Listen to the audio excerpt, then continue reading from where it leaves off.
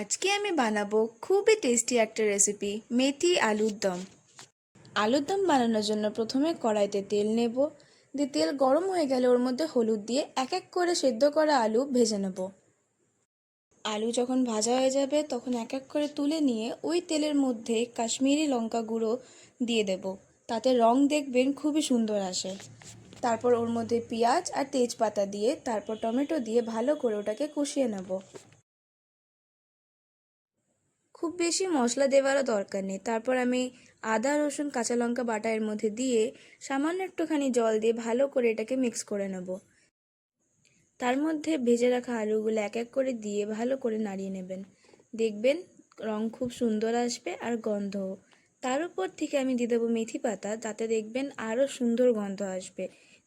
সামান্য কিছু জল দিয়ে ওটাকে ঢাকা দিয়ে রেখে দেবেন। দেখবেন 2-3 মিনিট পর আপনার আলুর দম একদম রেডি। এই আলুর দমের রেসিপিটা অবশ্যই ট্রাই করে জানাবেন। পরোটা, পোলাও বা ফ্রাইড রাইস তার সঙ্গে খুবই ভালো জমে।